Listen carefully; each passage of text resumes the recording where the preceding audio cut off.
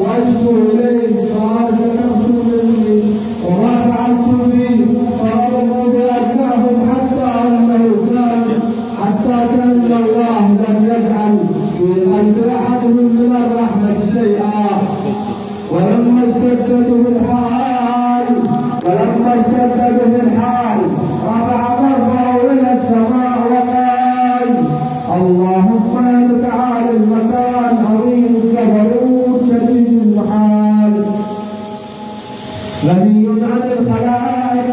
عليم الكبرياء قادر على ما تشاء قريب الرحمه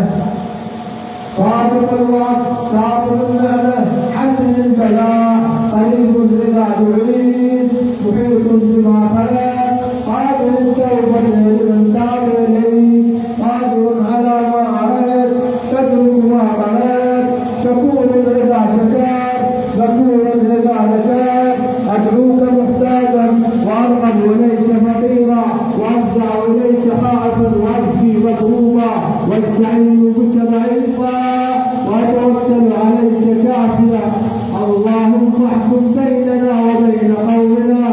فإنهم ظلمونا وخذلونا وغدروا بنا وقتلونا ونحن عترة نبيك وولد حبيبك محمد صلى الله عليه وآله الذي اصطفيته بالرسالة واعتمدته على الوحي فاجعل لنا من أمرنا فرجا ومخرجا يا أرحم الراحمين. صبرا على قضائك يا رب لا إله سواك يا غياث المستغيثين ما من رب سواك ولا معبود غيرك. صبرا على حكمك يا غياث من يا غياث له يا دائما لا نفاد له يا محيي الموتى يا قائما على كل نفس بما كسبت احكم بيني وبينهم وانت خير الحاكمين. ناصيته قدمه فصاحت لسعد دونك والفرس فانه من جاءك خير رسول الله فاحاطت به الخيل فترمح بالجيش حتى قتل 40 رجلا و10 افراس. فقال ابن سعد دعوه لننظر ما يسمع. فلما امن الطلب اقبل نحو الحسين يغرد ناصيته بدمه ويسبه ويسهل صهيلا عاليا. قال الباقر عليه السلام كان يقول الظليمة من أمة قتلت ابن بنت نبيها وتوجه نحو المخيم بذلك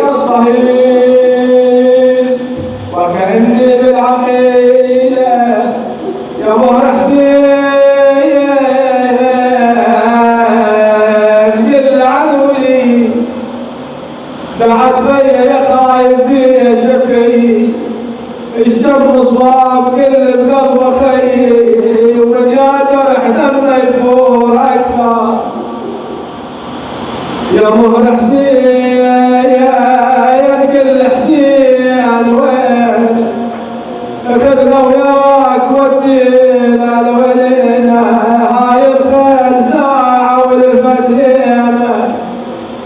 نريد يقوم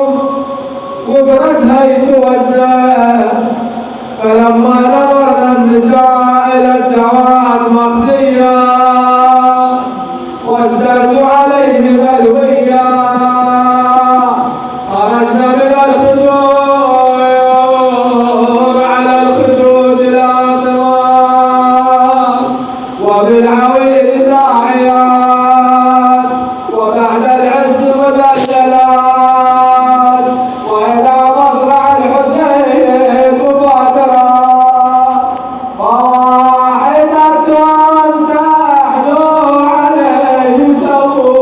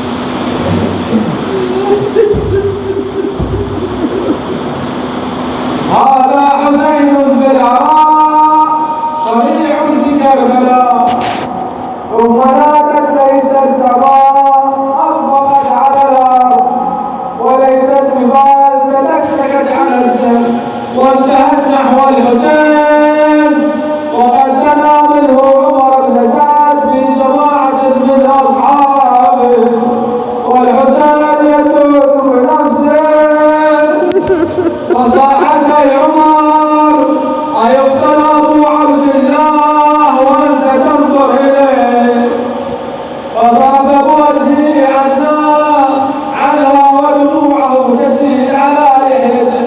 وقال ويحكم أما فيكم مسلم فلم يجبها أحد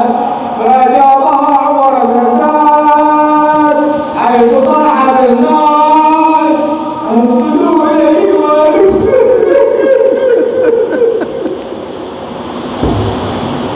يا الله عبد الله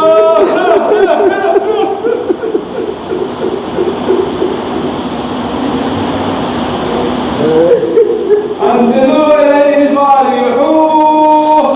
فبدر اليه شمرا وغمسه برجله وجلس على صدره وقبض على شبته وضربه بالسيف 12 ضربه واستحتز راسه الشباب حسين وحسينا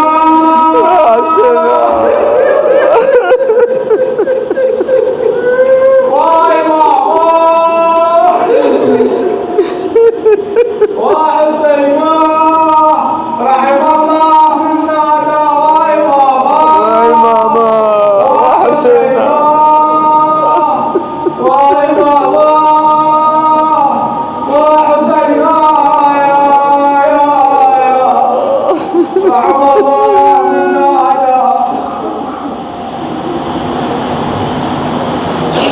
ثقيل يا شبك والله دخلني وما شاف من الطبرات يزيد تشوف يلوج ما غير النفس فيه وين النوم يشبح وتغمى يا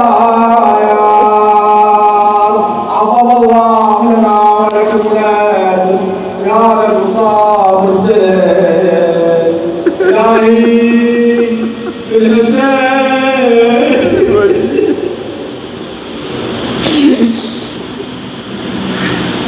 لا يمكنك الله